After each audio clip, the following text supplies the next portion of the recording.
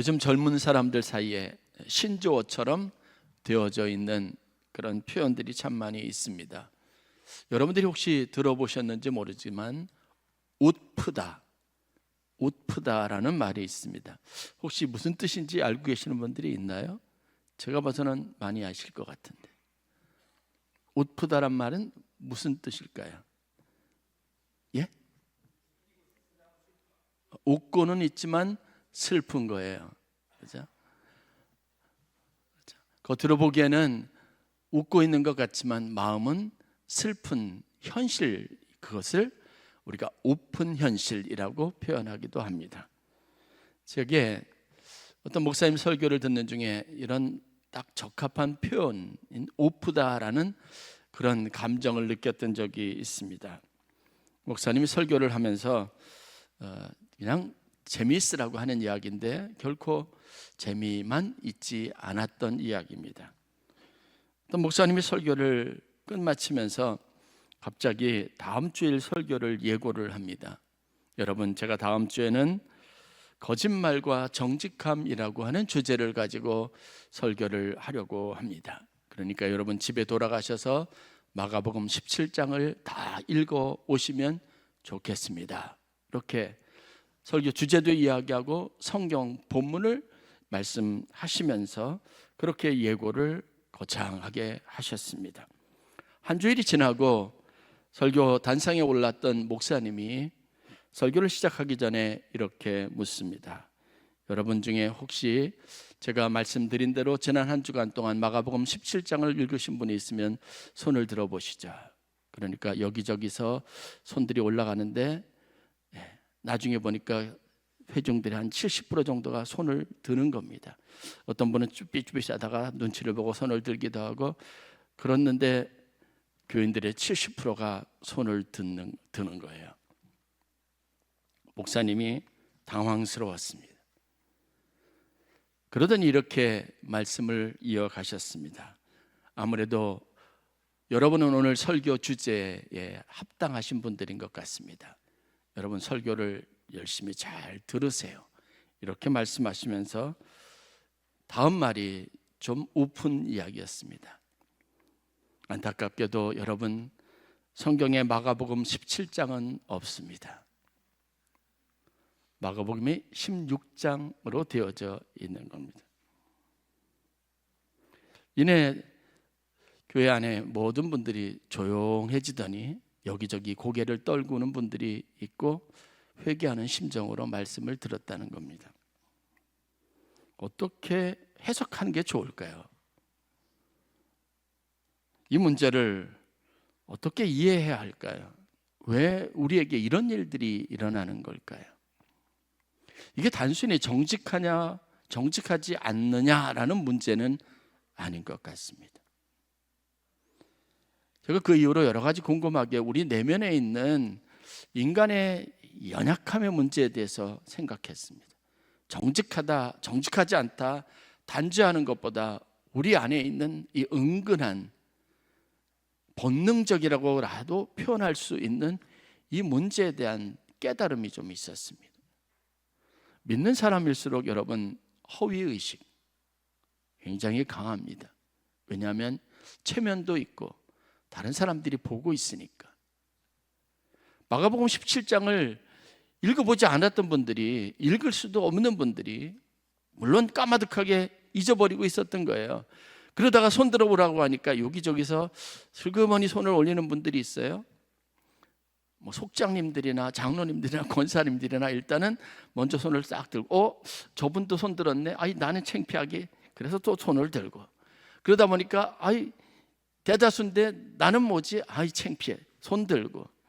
그러니까 사실이냐 여부는 중요하지 않고 어느 순간인가 우리 사이에 마치 들불처럼 번져가는 자존심, 자기 다른 사람들에게 자기가 어떻게 비춰질까 이런 체면, 이게 그냥 여기저기서 손을 들게 만드는 겁니다. 사실은 제가 한번 해볼까 그러다가 답을 주고 그렇게 하려고 하니까 문제가 좀 있을 것 같아서 저는 뭐 용기를 못 냈습니다만, 여러분 솔직하게 한번 볼까요? 성경 통독, 성경 암송, 아침 묵상, 우리의 일상이고 늘 해야 된다고 여기지만 과연 우리가 정직하게 이 일에 대해서 여러분들이 하는 믿음 신앙생활에서 얼마나 중요하다고 하는 이 신앙생활의 패턴들을 그대로 따라오고 있느냐는 거예요. 나는 좀 하나님 앞에 미안한데 이런 마음을 갖고 있다가도 좀 신앙적으로 경쟁적인 어떤 분이 자랑하듯이 그러면요, 나도 모르게 나도 저 정도는 하지, 무슨 자랑, 이런 식으로 여겨지는 겁니다.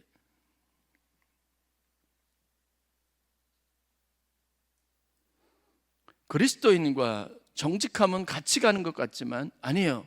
그리스도인이기 때문에, 하나님의 자녀이기 때문에, 우리가 여러 사람들 안에서 공동체 신앙생활을 하기 때문에 우리도 모르게 은근하게 내 마음속에 정직하지 않은 요소들이 정말 많이 있습니다. 이건 비단 여러분들만 나무랄 수 있는 게 아니라 제 안에도 똑같은 겁니다. 여러분들에게 그렇게 꼭 하라고 하면서 저도 실천하지 못하는 것들이 있습니다.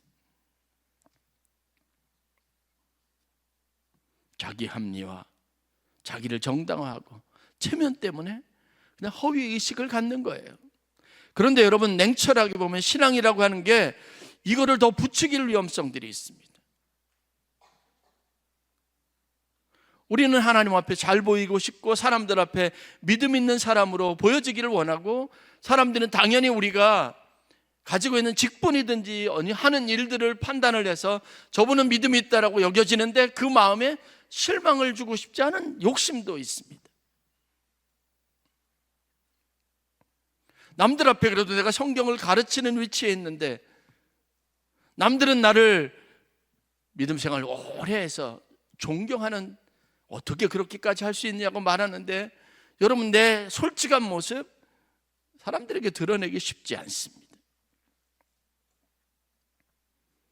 우리가 많이 하는 제일 큰 실수가 뭔지 아십니까? 하나님의 뜻이라고 내 마음대로 여기는 거예요.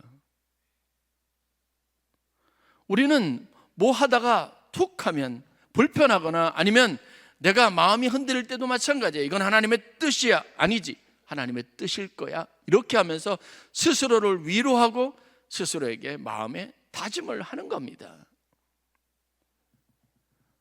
내가 결정하고 선택한 일인데 가다가 동력을 잃을까 봐, 여기서 그만둘까 봐, 포기할까 봐, 그게 싫어서 또 하나님의 뜻일 거야, 그래 하나님의 뜻이어야 하고 생각하는 겁니다.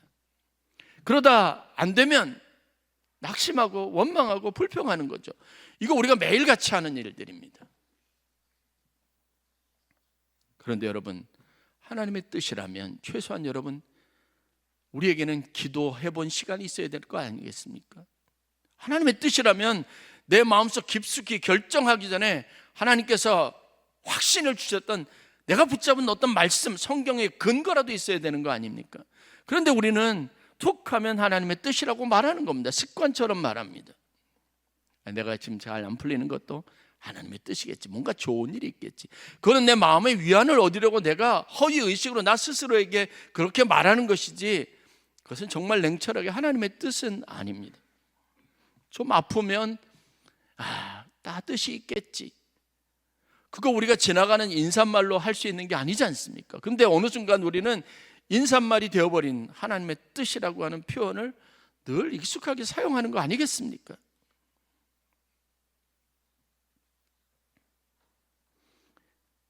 우리가 이제 신앙생활의 차원을 좀 한 단계 올릴 필요가 있지 않겠습니까? 늘 언제나 이렇게 하다가 신앙생활 끝낼 수는 없지 않습니까? 좀 마음이 불안하면 그렇게 위안을 삼고, 그래 하나님의 뜻이겠지, 그러면 이상하게 또 마음이 편안해져요, 넘어가져요. 그렇게 해서 여러분들에게 얻는 유익이 뭘까요? 신앙생활의 성장이 없습니다. 그런 의미에서 오늘 저는 이런 서론에 여러분들과 함께 나눴던 문제의식으로부터 요나서의 이야기를 함께 보기를 원합니다. 요나와 우리의 모습이 다를까요? 다르지 않습니다. 요나가 하는 일들은 우리 신앙생활에 아주 전형적으로 드러나는 패턴을 그대로 보여주는 겁니다. 그래서 묵상하면 굉장히 부끄럽기도 하고 그것을 통해서 얻는 교훈이 상당합니다. 요나의 이야기의 시작은 본문에서 제가 1절부터 4절까지 읽었지만 그 시작은 하나님이 요나를 선지자, 그때 하나님의 일을 위해서 필요한 예언자로 삼는, 그래서 그를 부르시고 말씀을 주시는 이야기로부터 시작이 됩니다. 1장 1절 말씀, 여호와의 말씀이 아미떼의 아들 요나에게 임하니라 이르시되, 그리고 하나님께서 그에게 말씀을 주십니다. 그 말씀이 뭐죠? 너는 일어나 저 큰 성읍 니느웨로 가서 그것을 향해 외치라. 그 악독이 내 앞에 상달되었느니라. 하나님이 보시기에 요나는 전혀 알 수 없었던 저 니느웨 성의 죄악성이 문제가 되었던 거죠.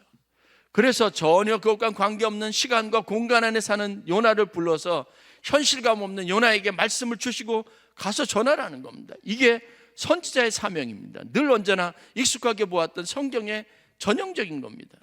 어떤 사람은 그런 역사 현장에서 살아가면서 같이 느끼는 고통의 문제가 있지만, 이거는 이방 사람들에게 자기가 알지도 못하는 어떤 먼 도시에서 일어난 일들에 대해서 하나님이 가지고 있는 안타까움을 가지고 선지자를 세우더니 그것으로 가서 외치라는 겁니다.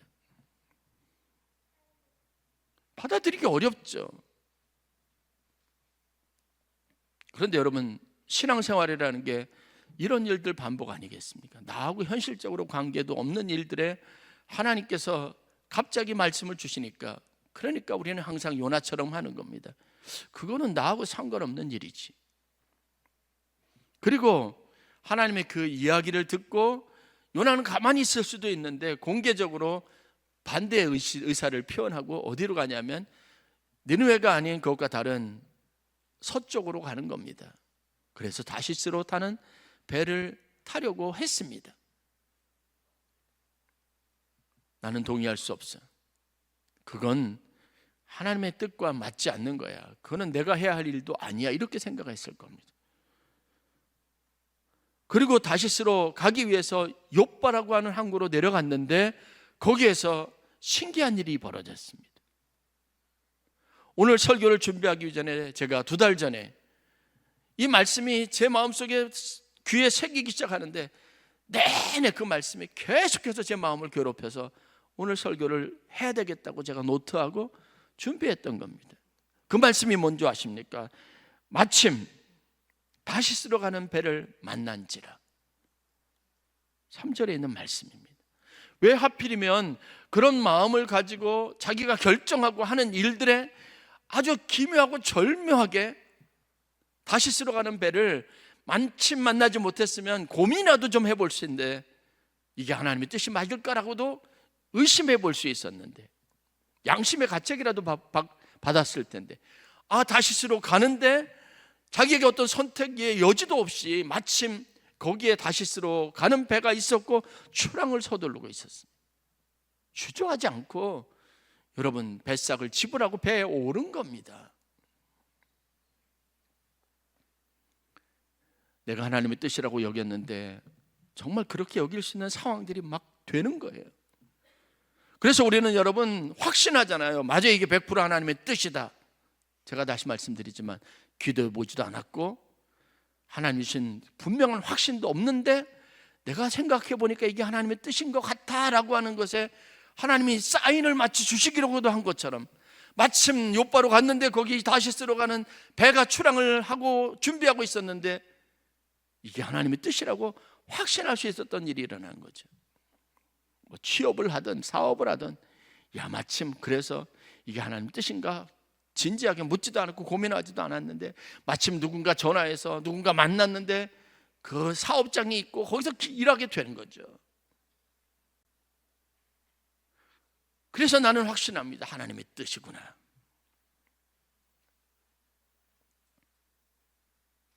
절묘한 타이밍이 과연 하나님의 뜻을 확신시켜주고 하나님의 뜻임을 증명해주는 모든 것일까요? 아니잖아요. 그런데 우리는 그 타이밍을 가지고 하나님의 뜻이라고 말한 겁니다. 왜냐하면 내 의지와 내 뜻이 너무 강하기 때문에 그렇습니다. 혹시 우리가 그렇게 신앙생활하면서 지금까지 온 게 아닐까요? 한참을 갔는데 돌이킬 수 없는 상황. 하나님의 뜻이 아니었네? 여러분, 후회해도 늦잖아요. 거기서 돌아오려니까 너무 늦는 거예요. 너무 많이 간 거예요. 순탄하다고 모든 게 잘 풀렸다고 하나님의 뜻은 아닙니다. 우리 신앙생활이 이와 같습니다. 그렇지만 이후로 전개되는 요나의 이야기는 우리에게 진짜 신앙생활이 무엇인지, 우리에게 필요한 믿음이 무엇인지, 하나님이 왜 우리에게 주시는 말씀을, 우리를 통해서 말씀하신 것을 우리가 좀 더 이렇게 쉽게 여기지 말고 진지하게 고민하고 그 말씀에 순종해야 하는지 우리가 교훈을 얻을 수 있어야 합니다. 그래서 여러분들이 앞으로 신앙생활하는 방식이 달라져야 하고 여러분들의 삶에 믿음이 다른 가치를 가질 수 있어야 합니다. 첫 번째, 좋은 일은요, 우리가 기대하고 원하던 축복이나 평안은 늘 한순간이기 때문에 그 감정에 속으면 안 돼요.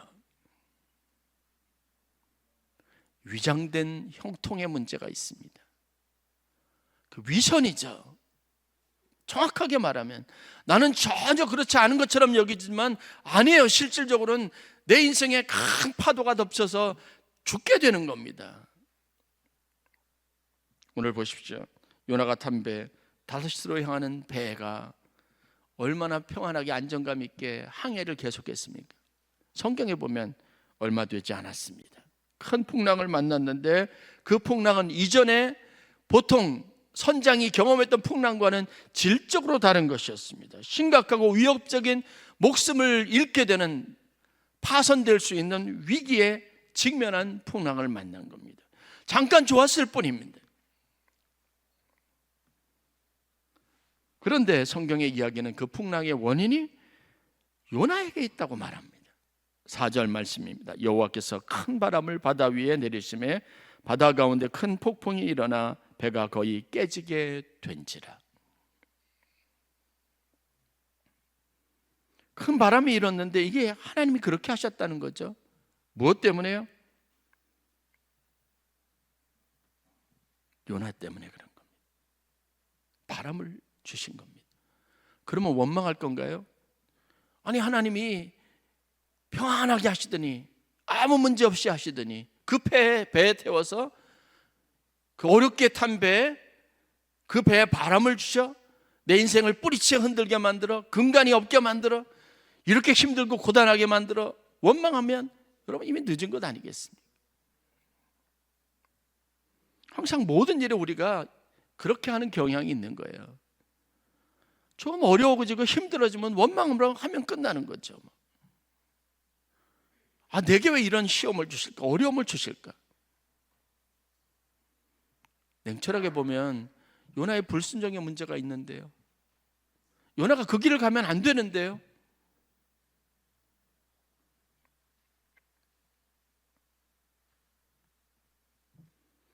이 일과 자기가 아무 상관없는 것처럼 배 밑에 들어가서 요나가 잘 자고 있습니다. 그런데 거기 배에 탄 사람들 다 지금 죽을 것 같지 않습니까?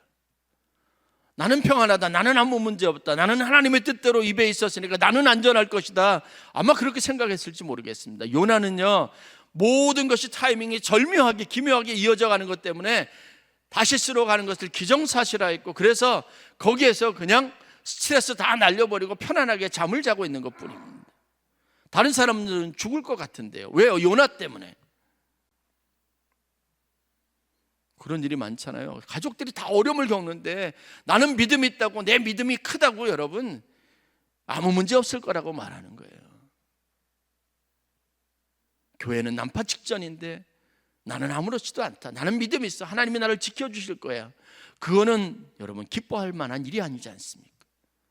그러니까 교인들 보고 이기적이라고 말하는 건 아니겠습니까? 세상 사람들이 왜 한국교회 부흥을 축복하지 못할까요? 실질적으로 한국교회는 부흥해서 엄청난 좋은 일들을 하고 있습니다. 목사님들이 억울해서 한국교회 교회가 하는 일들이 얼마나 좋은 일들이 많은지 홍보하려고 하는데 그 홍보를 하면 할수록 사람들은 왜 비판적인 태도를 자꾸 공격할까요? 나는 아무 문제 없어. 우리는 아무 문제 없어. 그런데 그 사람들은 힘들어하지 않습니까? 누구 때문에? 우리 때문에.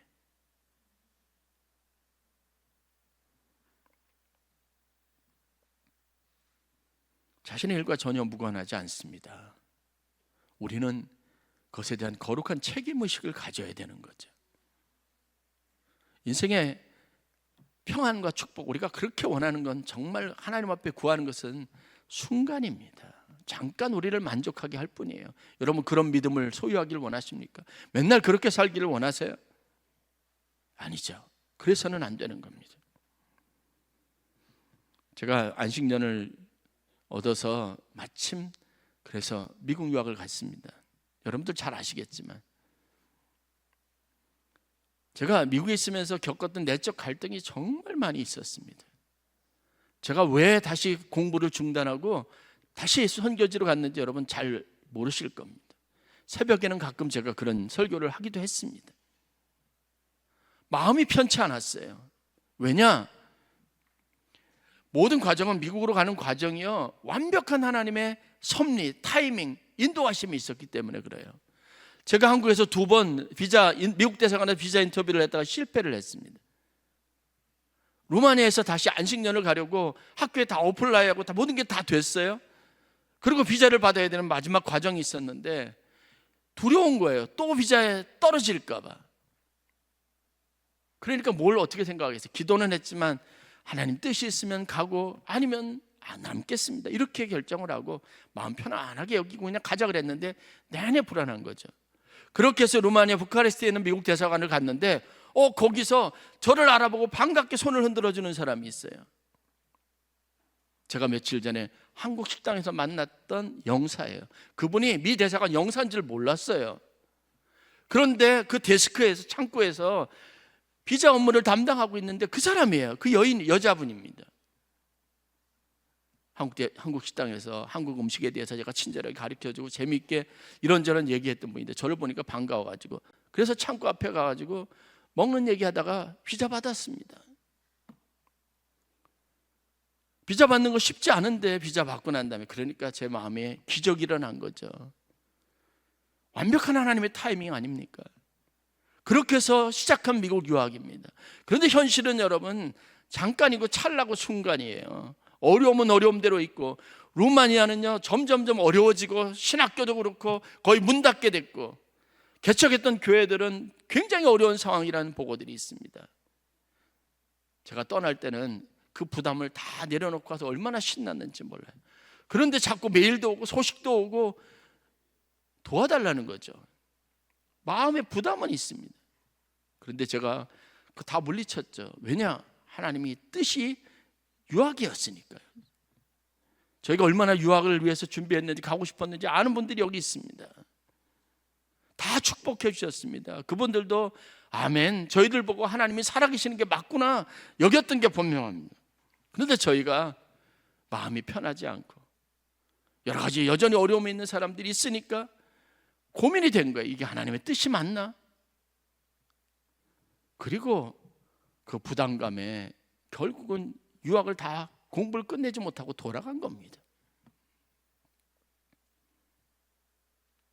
여러분 인생에 이와 같은 일이 얼마나 많이 있어요.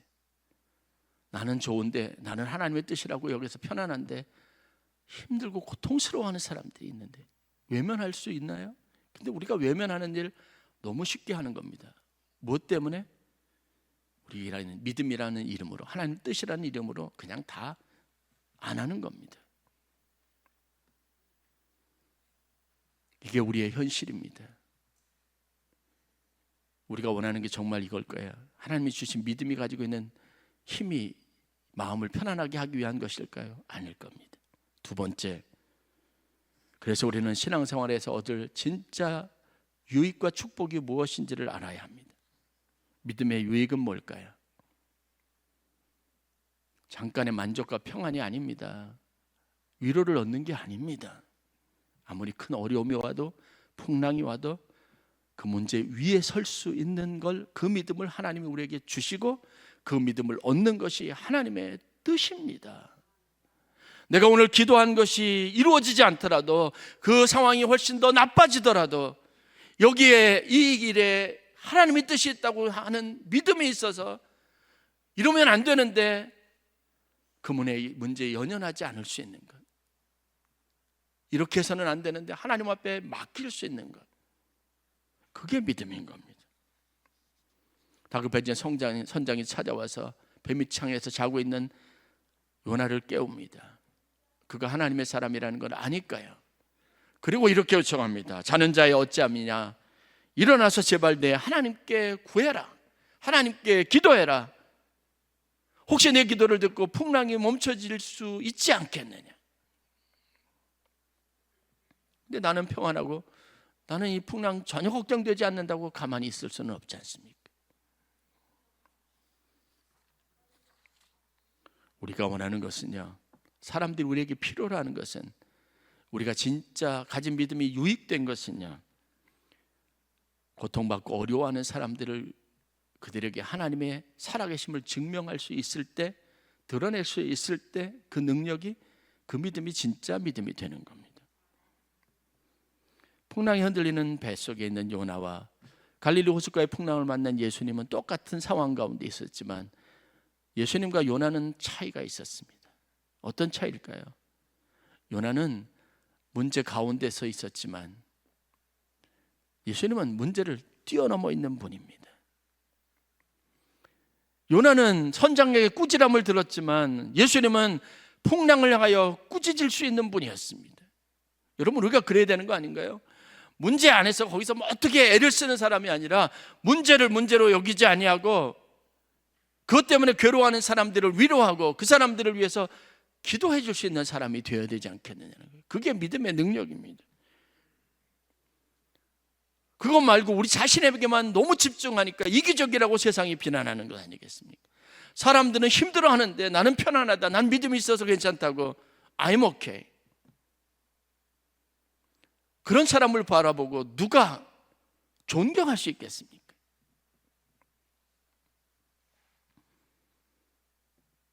믿음은 엄청난 차이를 가져오는 겁니다.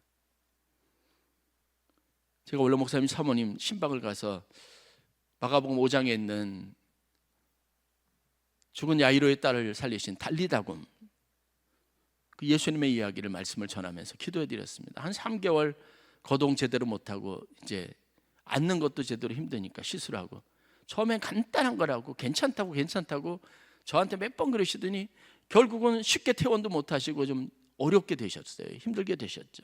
3개월을 꼬박 재활을 하셔야 된대요. 그냥 아프지도 않고 간단할 거라고 생각했는데 그게 그렇게 쉽지 않죠. 시술인데도 그렇습니다. 기도해 주세요.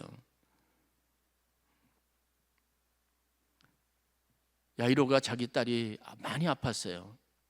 그러니까 절박하니까 예수님을 찾아온 겁니다. 그것도 회당장이에요. 회당장이 누군지 아시죠?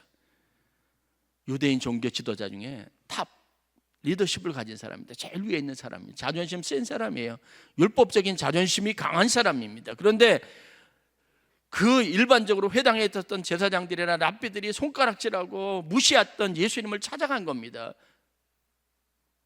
그래서 어렵게 해서 예수님을 자기 끌고 자기 모시고 이제 집으로 가는 중에 예수님은 자꾸 다른 쪽에 신경을 쓰고 한 여인 때문에 시간을 낭비하는 겁니다. 그러던 중에 자기 집에서 하인이 왔는데 이제 사람들을 괴롭게 하지 말라는 거예요. 그러면서 회당장에게 야이로에게 전한 말이 뭔지 아십니까? 당신 딸이 이미 죽었습니다. 절망스러운 거 아니겠습니까? 그나마 하나 기댔던 예수님이 더 이상 해줄 수 있는 게 없다고 생각하니까 그걸 포기하고 있었습니다. 근데 그때 예수님께서 야이로에게 뭐라고 말씀하셨는지 아십니까? 두려워 말고 믿기만 하라. 그리고 이어진 말씀이 있는데, 내 딸은 죽은 게 아니라 잔다. 이게 믿음이죠. 우리에게는 뭐 예수님도 오셔서 손 얹고 치유하고 이런 것들이 우리의 신앙생활의 전부인데 예수님의 관점은 달랐습니다. 죽은 게 아니라 잔다고 하지 않습니까? 세상에 우리가 할 수 있는 믿음의 영향력이 이와 같은 것 아니겠습니까? 사람들은 다 절망의 끝이라고 해도 아니에요. 하나님은 함께 하실 거예요. 이걸 말할 수 있어야 믿음입니다. 조용히 나는 아무 문제 없으니까, 나는 뭐 무슨 괴로움도 없으니까, 하나님은 내 길 형통하게 하셨으니까, 그리고 혼자 즐거워하고 평안하고 그 풍랑치고 난리난 상황 속에서 잠들 수 있는 게 믿음이 아닙니다. 우리가 그걸 본받고자 하는 거 아니에요.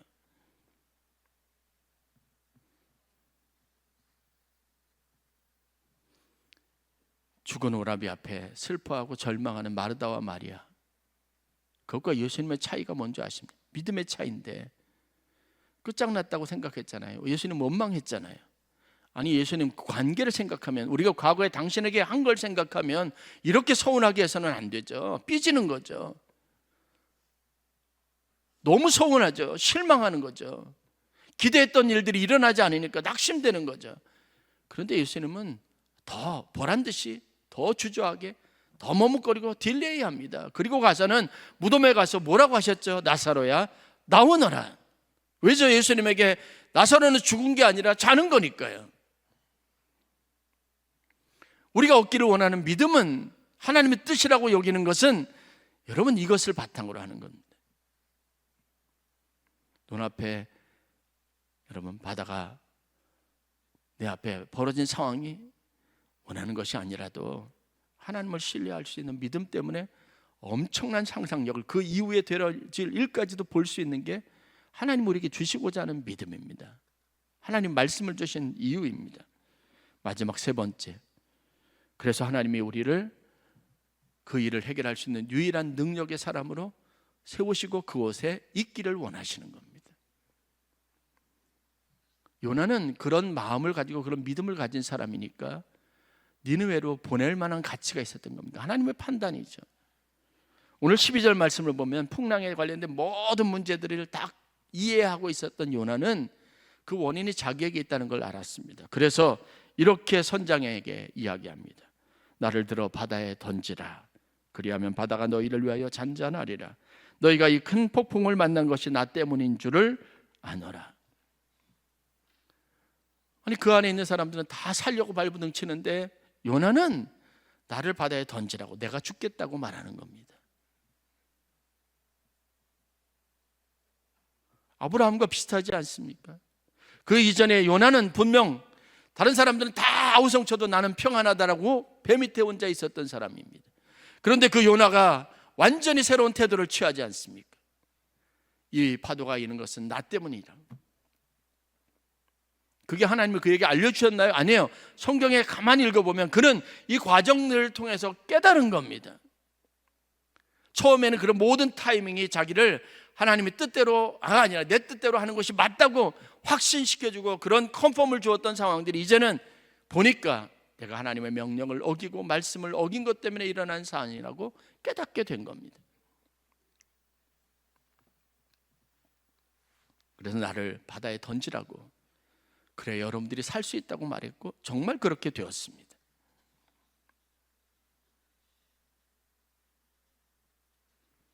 하나님이 우리에게 믿음을 주신 이유는 나 때문인 건 아닌 것 같습니다. 우리를 위해서입니다.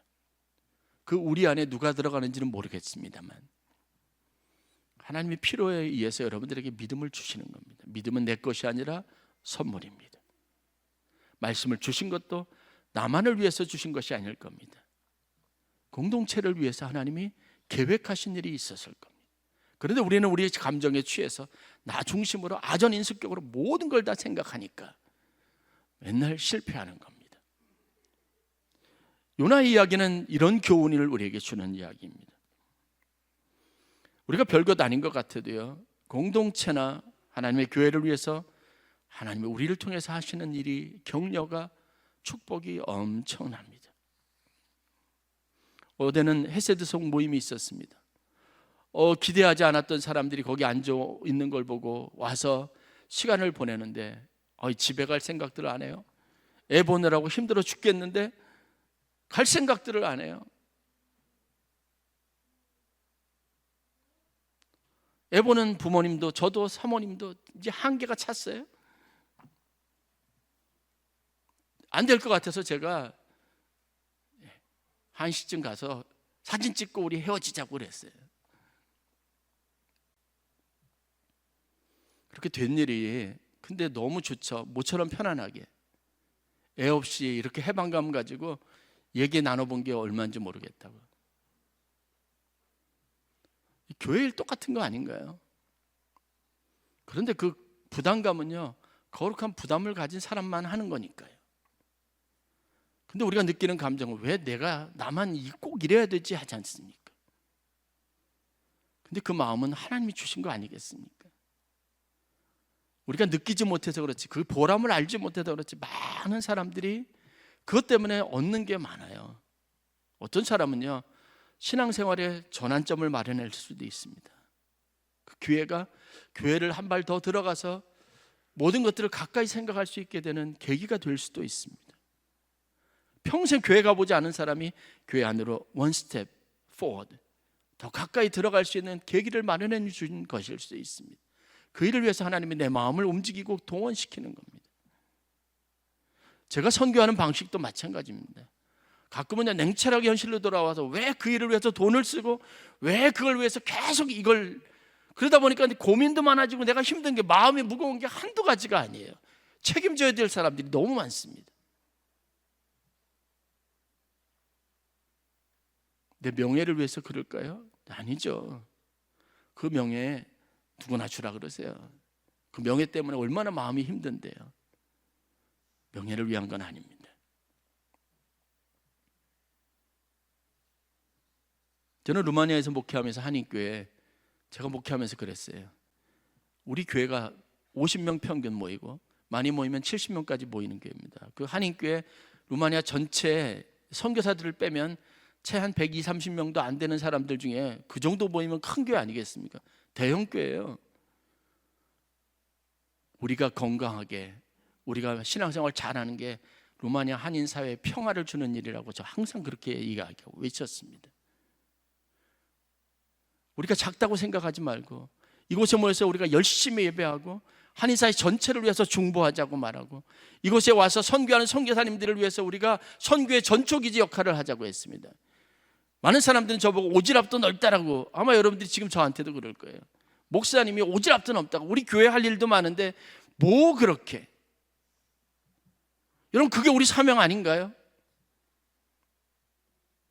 그래서 이 지역이 평안하다면, 일부 예배 때도 설교했지만 저희 이 교회 이 주변에 있는 영업하시는 분들, 제가 아주 조직적으로 일부러 잊어버리지 않게 가서 음식도 팔아주고 합니다.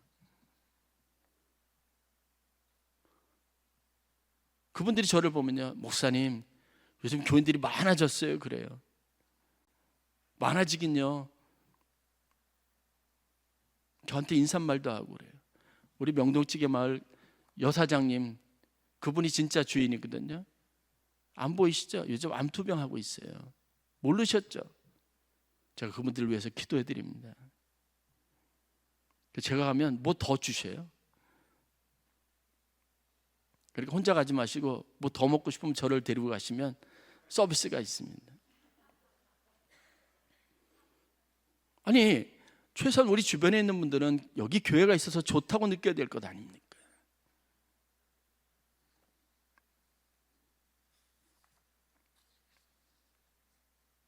우리가 이 성의 평안을 위해서, 이 지역의 평안을 위해서 하나님의 부르심을 받았다는 마음, 그 자부심이 있어야 합니다.